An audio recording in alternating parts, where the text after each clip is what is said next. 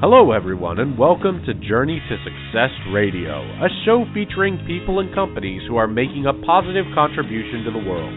This show will help you learn how to apply success principles in every area of your life so that you can make the most out of your skills and talents and accomplish more of your goals.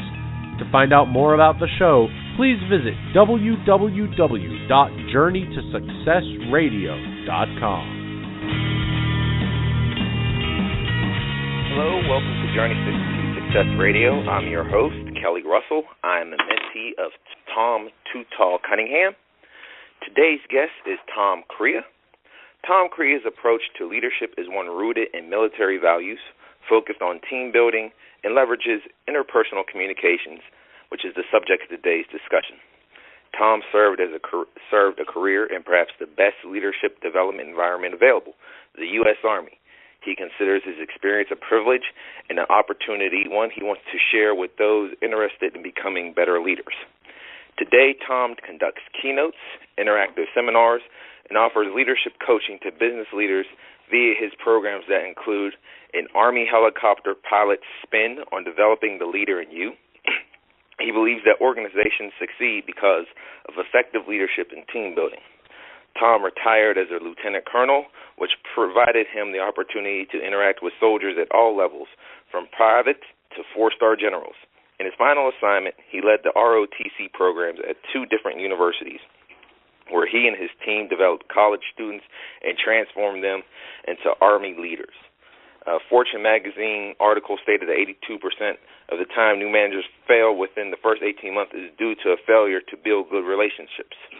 Whether you are experienced or new to management, Tom's presentations focus on effective communication and relationship building, which is a critical skill for effective leadership and fundamental success.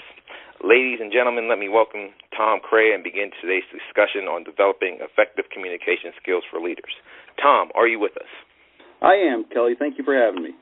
Thank you for taking the time to be with us, and thank you for your service to our country as well. Oh, thanks for that as well. Let's get into the discussion real quick. Talk about what are some of the keys to building relationships with your coworkers and employees. Okay, well, as you read in the intro, there's that article that stated that 82% of the time new managers fail within the first 18 months is due to their failure to build good relationships. Well, the relationships are key, critical, and when I'm talking to clients, one of the things I ask them is, when you think of a relationship, and it doesn't have to be a work relationship, assume it's a personal relationship, do you go in with a 50-50 attitude? Now, most often, because we're really interested in the relationship and making it grow, I get the answer, well, no, I think I should go in more. And I would submit to you that that's exactly right. Going in with a 50-50 attitude is not a good way to build a relationship, and here's why. Imagine you're on the bank of a river and you've got somebody on the opposite side and you're trying to build that bridge, and you go in with that 50-50 attitude. Well, the problem there is that because we're all human, because we all make mistakes and we all are prone to failing in some way, if either of you makes even the slightest mistake, the bridge never forms. So what I suggest is go in with a 75 attitude or better. And especially as the leader, it's incumbent upon us to make the extra effort to ensure that there's overlap and ensure that that bridge forms. So that's the first thing. And then the next thing is the key is, well, you need to be able to speak their language. And in order to speak their language, well, let me share with you this story. You know, when I was stationed in Germany, my parents and my oldest brother had come over to visit, and we were touring, and it was we spent the entire morning, and we were ready to stop for late lunch, and we're in this remote German town and in Bavaria.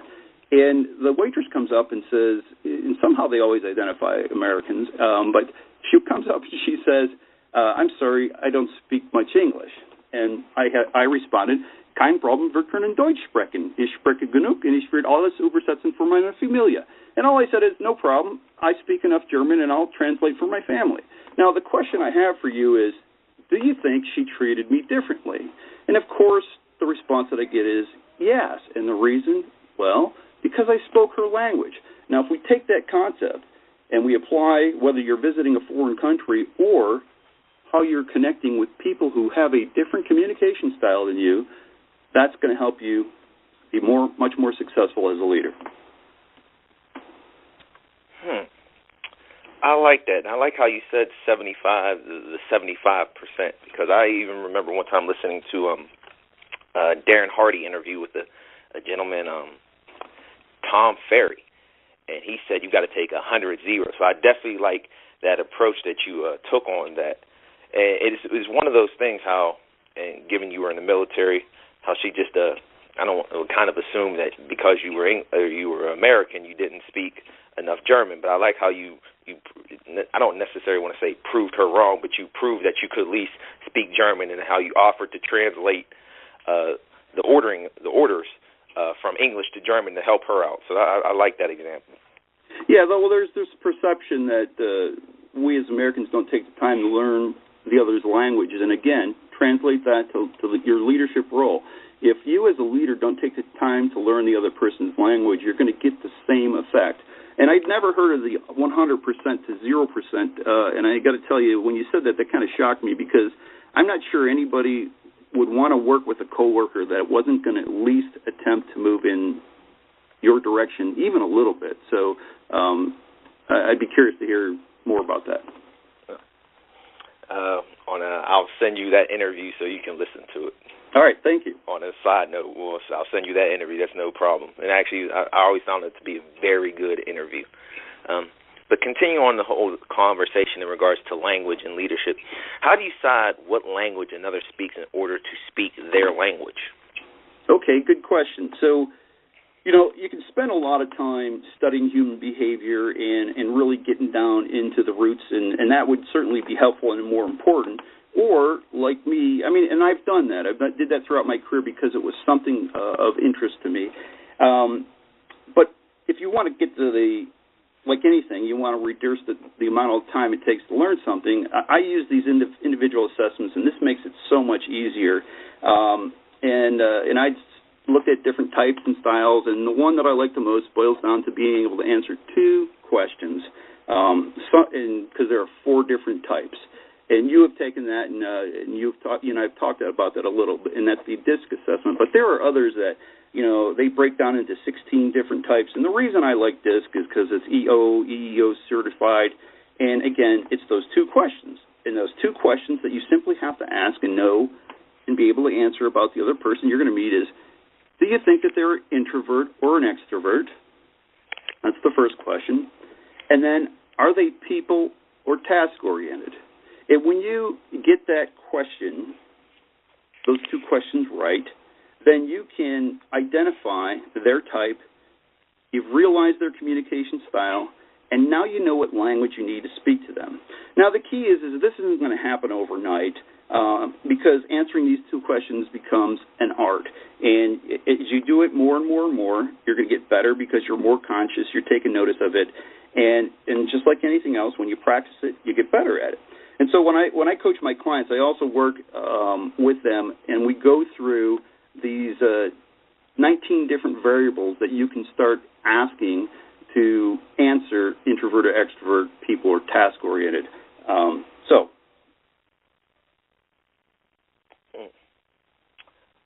All right. So let's take a little bit of a sidetrack here. So what would you say, how would you necessarily handle introvert versus extrovert? Like, which one would you feel is, coming from your perspective, which is the easier one to deal with?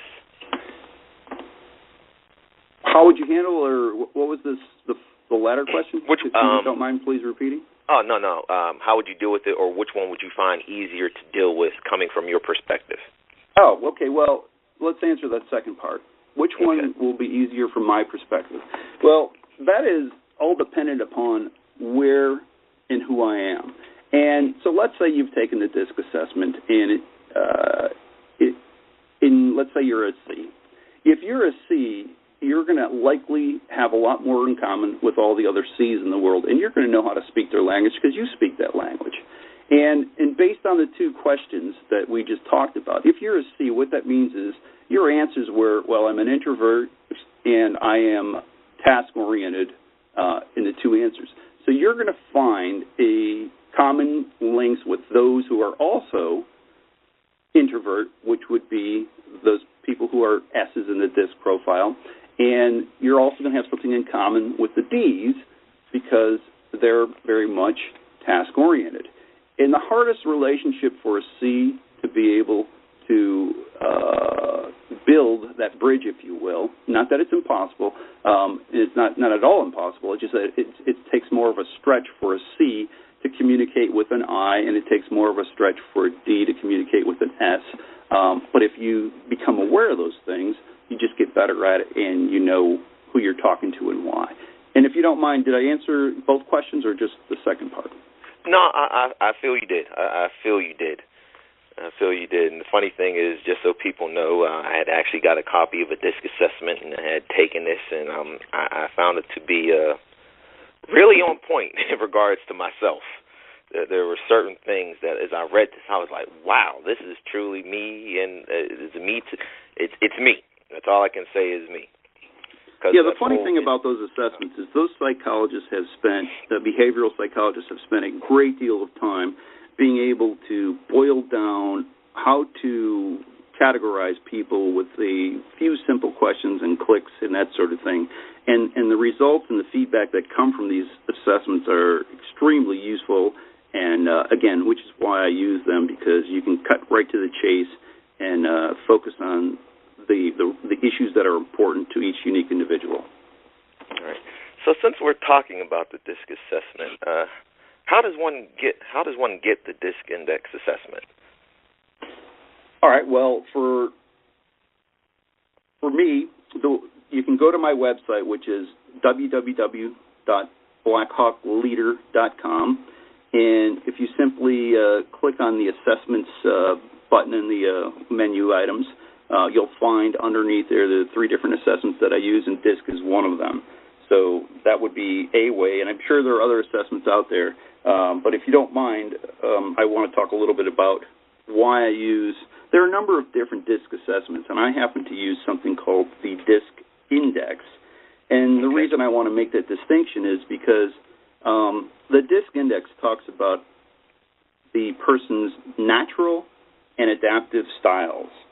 So what do I mean by that? What happens is that every one of us has a preferred MO or modus operandi where this is really who we are, this is how we prefer to communicate, but we all adapt based on how we perceive we're being observed or when we think we're being observed, and so we change.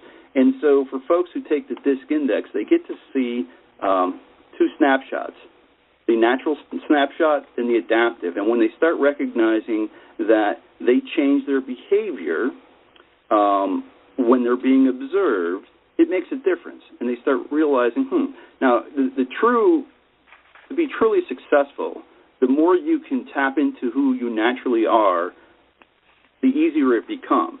It doesn't mean you can't do it when you adapt, but when you do it for too long, you start feeling stressed, and it just becomes harder. And so why not take advantage of who you truly are and then go from there? And so that's one of the reasons why I use the DISC index, and I wanted to make that point. Oh, no, and it's funny how you say that, because it's like the old statement, be true to thine own self. And regardless of the situation, just be you. I'm sure you probably heard how people sometimes are called, they act fake in this situation. If you just be you, regardless of the scenario, I think that helps the person better out. Exactly. All right. And actually, as you were talking through that, I was looking through my assessment, wanting to get to one of the parts on dealt with that, but now I can't seem to find it as we go through here. And do me a favor, just so people can hear it, and give your website so people can get to that DISC index assessment again as well. Sure. It's www.blackhawkleader.com. And if you forget or can't remember it, well, that's just because I named that after the helicopter I was so passionate about once flying. So when you get to the website, simply go to the assessments tab, and you'll find the 3 assessments in there, and DISC is one of those. And actually, if you mind if we take a side note real quick, I found some of the on decisive. I found some of the how my score showed, and I'd like to just comment on some of the things I had that it said about me, if you don't mind that. No, I don't mind at all. Go ahead. Okay, now this is in regards to decisive. It says your score shows a low average score on the D spectrum. The comments below highlight some of the traits specific to just your unique score. You may be hesitant to share your opinion with others if the topic is divisive or hotly contested. I'm sure you've probably heard the statement that there's two things you never discuss: politics and religion, because of how heated those discussions can be. And that is so true. Personally, I cut back on my social media use, but I'll look at other people on Facebook and see they get into these long, drawn-out debates. And personally, I just think I don't have time to get into this type of long, drawn-out debate. I have my own opinion, and you know something, rather than giving out my opinion, I'm going to let you people do what y'all have to do. I'm going to focus on what I have to do. So I definitely agree with that. Another one, you are a calculated risk taker, but only after you've had sufficient time to consider all potential outcomes. It's funny how that came up. My wife's car is actually, her warranty is going to be expiring soon. You know how you might get all these things in the mail talking about you have to renew. Well, one of the guys happened to call me at work the other day, and I'm like, okay, and the deal he broke down was just really good for me, but I'm also I do everything on budget. If the numbers aren't in the budget, I'm not going to do it, and it's just funny. So it's funny how I say calculated risk taker, and it was like, and the other thing is I also felt like I had to make a decision right then and there. Personally, I'm like, I don't like those type of situations where I have to make a decision, and I know I mentioned Darren Hardy earlier. One of the other things he, going through some of his leadership classes, one of the other things he said is if you can't say hell yes to a situation, just say no. And because I couldn't say basically yes to that, the warranty, despite the deal I thought was a great deal and it didn't work in my budget, I just told the guy I want to thank him for his time, but right now I'm just saying no. You're usually very supportive of the decisions made by others on your team. I also find that to be true, especially if it comes from a leadership position. I might voice my opinion sometimes, but if this is the way we're going to go, this is the way we're going to go. And going back to that conversation with the guy with the warranty, under high pressure you may become somewhat indecisive or resistant to make a very quick decision, which I believe to be true, as I just said. You can be very modest in dealing with others. I find that true. And you prefer a work environment that is not too pressured or filled with constant change. And I was like, wow, this is starting. As I was reading over some of these, I'm like, wow, this is just really me. So if you don't mind, since you and I both know your scores, do you mind if I share with the audience and explain why you feel so, why you're confirming the statement you're getting back in your assessment? Sure, let's go. By all means. It'll probably help somebody want to do this. All right, so for the audience's benefit, in Kelly's case, his highest score is a C. And that C is that introvert and that very, very task-oriented person. And when you heard him talk about those numbers and facts and figures, well, the C's of the world want that information. And they won't make decisions lightly because they need the facts and figures. And if they don't get the facts and figures, they're going to be resistant to that type of change. The next thing that you talked about was being supportive. Well, that was your second highest score. And so, again, those tend to be the introverts of the world who are people-oriented. And so that's a part of you that is very important and naturally who you are. And so that's going to come out, and you're going to feel like, hey, I want to support people because this is the type of person I am. I don't remember if you do things with customer service, but the people who are strong in that particular dimension, or quadrant, if you will, they tend to be very good customer service reps because they want to treat people well, and they're just good at it. And so those are your top two, and the other things take a back seat to that's who you are. And so being true to who you are, like you said, I don't have time for that. You're not so much into the social media people thing because there are other things that you deem more important. And again, knowing who you are is critical. And so you're getting to see that because you happen to have the benefit of taking the assessment and having those results in front of you. If you don't mind, I'd like to continue sort of on that thread, and it has to do with, you've determined that somebody else's communication style, then what is next, and that sort of thing. And so what we're talking about here is just that self-awareness. And for me and for everything I've ever experienced, it all starts with having a really good understanding of yourself. And if you look and you see all the successful people it boils down to the fact that they have a very, very keen sense of self-awareness. And this means a sense of self-reflection. And what I mean by that is noting not only the good of the great things and the strengths that you have, and being able to take advantage of your strengths, but seeing your blind spots. Because if you don't recognize and know what your blind spots are, in this case, your blind spots, Kelly, would be talking to the extroverts of the world, those people who are D's and I's. And it doesn't mean that you can't handle that, but you need to be aware. So let me explain that.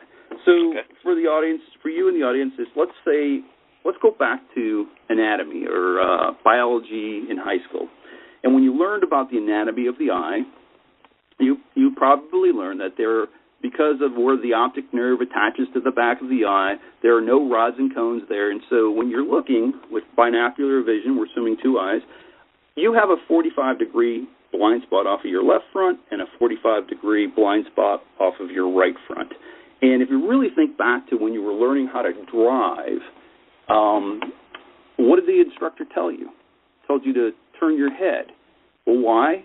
Because you do have those blind spots, and if you don't turn your head, you're going to miss certain things.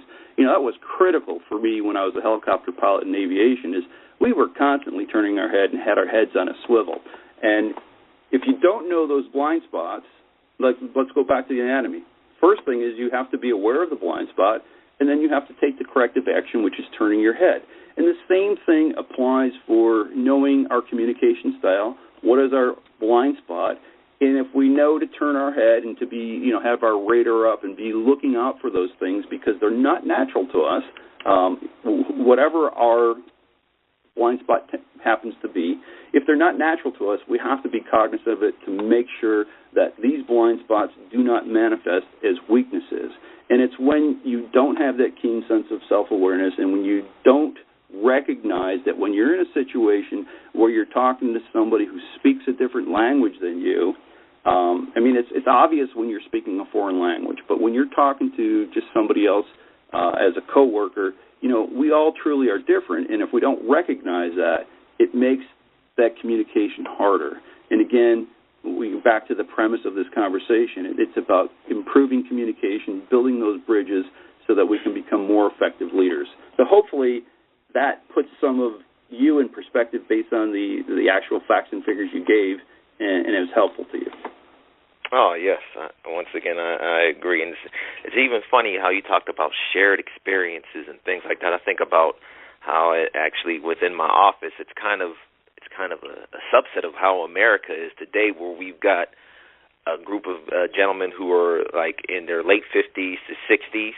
We've got a group like myself, where it would be the Generation Y group that's in our late 30s, early 40s. And then we've got the millennial group, a group of about 4 individuals in their late 20s, early 30s. And just how everybody seems to necessarily talk to each other in regards to their age or, those shared experiences that they've had in life. So I understand where you're coming from in that approach as well. Right. Now, what you just talked about also leads in, I mentioned there are 3 assessments, and I know we were only going to talk about DISC today, and that's fine. But just so you know, for the bigger picture of why 3 assessments, well, when we're talking about DISC, the answers you get by taking that assessment is you learn how you prefer to communicate and how others prefer to communicate. The how of, we'll call this 3-part trilogy. Then there's another assessment called the Values Index, which talks about, well, why do I make the decisions that I make, which is kind of what you were alluding to, is, well, why do the Gen Xers and the Gen Ys and the baby boomers think differently about it? It's because we all have different experiences and we all have different things that motivate us, And so that values index talks about 7 different motivators, and that's beyond the scope of what we were going to talk about. But I just want to, highlight it as, hey, if you know those as well, then we're going beyond just how people communicate, but to understanding why they make the decisions they do. And then the final assessment is called the attribute index, and what that is talking about are the 3 different preferences that people might have for making their decisions and the what of decision making. And so that boils down to, some people are logical, some people want to do things practically with their hands, and other people tend to make decisions based on their sense of empathy towards others.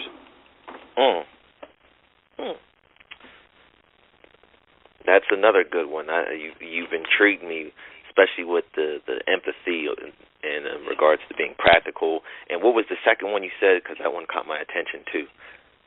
So the 3, when we make decisions, we have a dominant.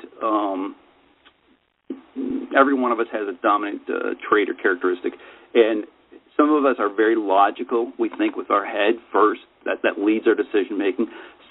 I'll give you an example after I tell you, because it'll crystallize the point. Some of us are very practical, and we want to do things, just get right into it. And some of us are very, very empathetic, and it's a feeling with our heart type of thing. So here's the scenario. Let's say we had 3 people in a room, and they were all purists. One was a logical, one was a practical, and one was a empathetic type of person. And I walked in the room and I said, here's a DVR and a set of instructions. Go ahead and put it together, and let's watch what happens. Now, none of us are wired this way, but in this particular case, to illustrate the point, they're all purists. So here's what's going to happen. The logical thinker is going to say, we need to go through these instructions step by step before we plug one wire from the DVR to the TV or do anything. And you may know somebody like that. I certainly do. And then the practical person will say, we don't need to do that. This is just common sense. We're going to plug these things. Let's get going. And then the 2 are going to argue. And then the third person, the empathetic person, is going to look at those other 2 and say, why can't you 2 just get along? So, yeah, exactly. So I'm sorry. No, that's great. So the thing is that, hey, if you have this understanding of who people, how they make the decisions, then, to take the example one step further, when, one of my colleagues was working with a leadership team, and they found that, they're always coming up with these great ideas, but they never implemented any of their decisions. Then they took this assessment, the attribute index, and they found that they had all logical thinkers on their leadership team, but no practical thinkers. So what do you think they did? They said, we need to bring on a practical thinker onto our leadership team, and the same with the empathetic. And so when you weave all 3 of these assessments together, you really, really get that deep, rich understanding of who you are. Again, that whole self-awareness, it all starts with you, and who other people are and why they are, and you start making those connections, then you're really building bridges. And so let me give you yet another visual example. Most people, I think they would understand the concept of a neural net, which is simply, it's mirrored after the brain and how the brain operates, where you've got all these synapses and connectors. And when you have an experience in life, your brain says, it starts making these connections, and as you get more and more experiences, the connections become more robust, and all the connectivity is there. So imagine you're in a work environment where typically you have a good relationship with 1 or 2 people, and those people have relationships with 1 or 2 other people as well, and that forms a network in the work environment. Well, if in the workplace everybody was cognizant of what we're talking about today and had, building those bridges and relationships with their coworkers, in the front of their mind because they know how important it is, then guess what? What happens is, instead of having just a couple connections in a simple neural network, you have a number of connections, and you're setting the tone. You're giving the workplace this is the environment here. We are about trying to connect and build bridges with each other. And the more and more nodes that are connected with each other, well, guess what happens to communication and efficiency? Well, the whole team becomes better, and everybody benefits from it. And it all stems to what's the fundamental? Well, the fundamental is being able to communicate with others, speaking their language, understanding how they communicate, why they communicate, and what are their natural approaches to decision making. Imagine how useful that information is when you have it. Very valuable, very valuable. I know we've kind of taken some sidetracks here, but I want to ask you a question going off of that. How do you think organizations like to do that type of stuff ahead of time, or do you think, and given the other organization, they don't realize that stuff until, I don't want to say until it's too late, but until they've realized, like, internally we might have a problem and we got to figure this out? Do you think they have the foresight, I guess I'm asking, or is one of those things that they don't realize there's an issue until this type of situation develops? Well, I think every organization, first of all, is comprised of people, and it depends on the people. It's just like when you said, you don't have time for the social media. Everybody in the business world is busy, and you've got all these priorities, and the people who believe in what we're talking about today are going to be the ones who are going to be the first to set aside the time and say, you know what, I find these assessments valuable. I know what they can do to improve communication and make my life easier in the long run. And it's the people who get that message. I don't mean get it intellectually. I mean first get it, be exposed to it, and then internalize it and say, you know what, this is a priority and something we should focus on. So I guess it becomes an issue of juggling priorities and where you feel it fits when you rack and stack it. And so for me, obviously, I think it's very important, and I feel like throughout my career as an Army leader, it was something that I always felt that, there was this expression, if you take care of the troops, they're going to take care of you. And because that's who I am, and because I had some leaders in front of me who set the example and I learned from them, that's the way I chose to operate as a leader. And I got to tell you, we call them command positions. My leadership positions when I was in command, I felt were my easiest positions because I got to watch other people do great things and support them and have their back, if you will. And as a leader, when you have their back, they appreciate it, and they'll do miracles for you sometimes. And so before I finish this thought, what I want to share with you is you may have noticed that I don't use, when I'm speaking about myself or my clients, and some people think that this is a minor thing, but I think it's a big thing. I don't use the word manager as much as I use the word leader. And the reason is because, I feel like the Army was the best leadership development environment in the world. And there are two ways that I like to look at it. You lead people, you manage things. Now, let's just, to close this out, let me ask you this question, Kelly. If I were to ask you, let's say I were your boss, would you rather say to others that you're managed by Tom or you're led by Tom? Led. In a heartbeat, led by Tom. Because it not that it sounds better, but why do you agree with me? Because I hate to say that managers are weenies, but it's that whole statement of, I feel as if I'm being led by you, you're helping to bring out a better me. You're taking me to new heights and new levels. I'm like a piece of clay, and you're shaping and molding me. And I just feel I'm very big on leadership, and I just feel if I'm being led by this individual, and I like how you said in regards to the Army, how if somebody has your back, I think of one of the best bosses I ever had. I worked for this gentleman 10 years ago, and to this day, I will still run through a wall for that man. Literally, I will run through a wall for that man because of what I felt he was in my life. and he had my back in certain situations. And that's why when you said that, I was in total agreement with you. That's why I'm saying if I'm being led by you, I realize you're helping me to take me to newer heights so that one day I can possibly obtain your position or a position very similar to yours. Exactly, and if you're a good leader, you want to develop the people on your team for a number of reasons. Number one, you're not insecure with who you are, and you want, just like it would be your child, and I don't mean to be trite there, but you want that person to be able to grow and develop. And so if you go in with that attitude where you want to grow and develop the folks on your team, which is going to make your team a better and stronger team. I mean, think about all the teams, whether pick your favorite sport, where they may not have the marquee players on the team, but they end up winning the championship. Well, how is that possible? Well, the only way that's possible is if they are gelling and clicking together because they all feel good about themselves, because they have a leader or coach who is bringing out the best in them, and is concerned with their individual growth.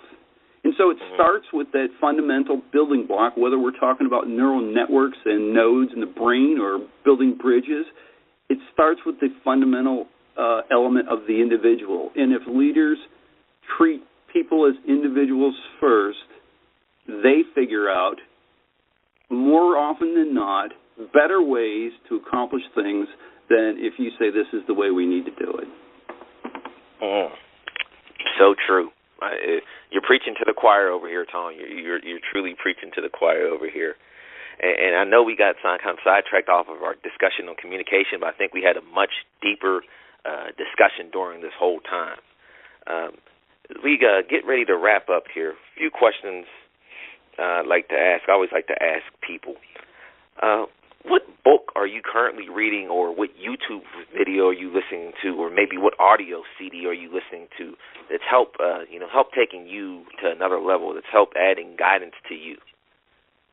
Well, what book? I'm reading a book by another speaker because one of the things that I do in addition to coaching is speaking, and I'm trying to hone those skills.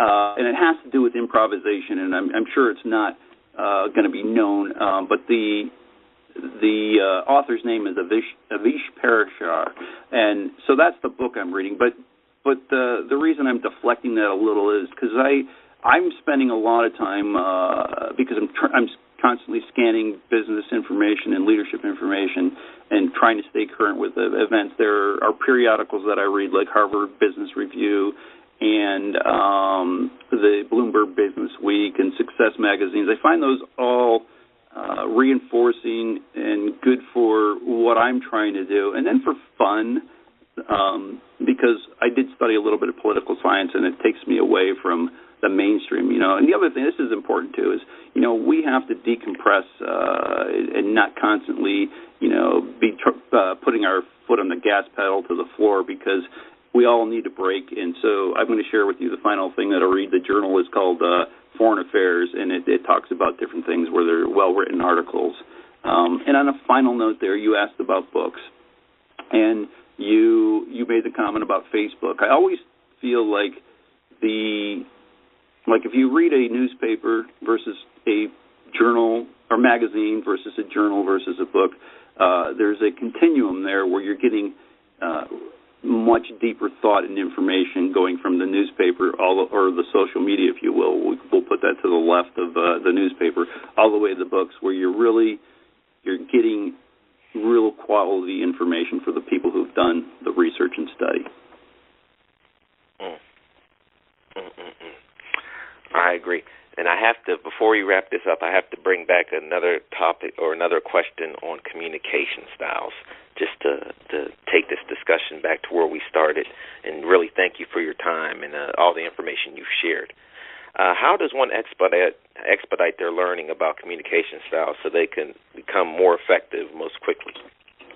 Well, like I had said earlier, I mean, you can study human behavior and you can start from scratch, or you could take advantage of all the work that the behavioral psychologists have done. And again, for me, clearly I'm biased. I use this DISC index assessment. And I think that based on, some of the bullets you read based on your own personal report, when you can receive the information that's very specific to you, it's easier to start connecting the dots and saying, oh, I'm starting to get what they mean theoretically by this. And the problem is when you go and you try to study something and you don't make the connection to yourself, quite often we become less interested or disinterested, and we won't get the full benefit of understanding human behavior. So again, if you're going to expedite, start with yourself, take an assessment, and really look into your strengths, discover your blind spots, make sure they don't manifest as weaknesses. And when I think it's not that we're selfish, but we're all interested in ourselves, and that's to me is the best starting point.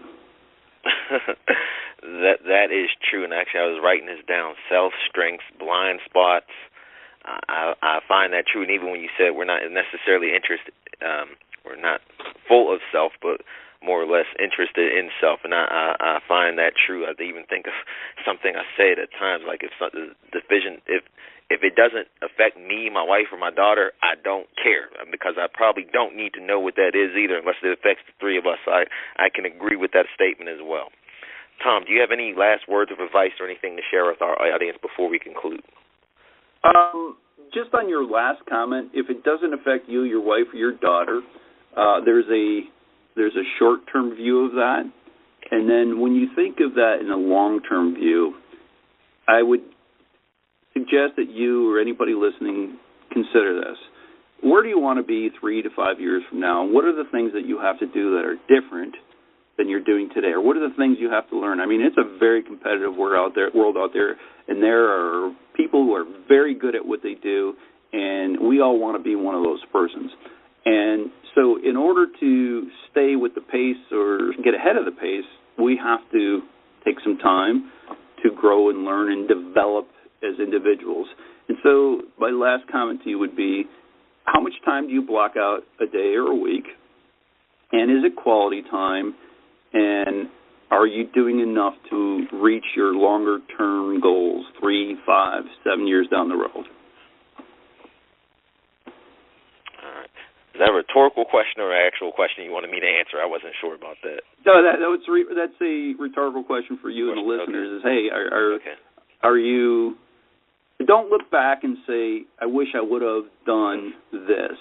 Take some time, apply some discipline, and carve out whatever it is, a week, a day, a month, so that you can achieve you, plural, everybody listening can achieve your long-term goals.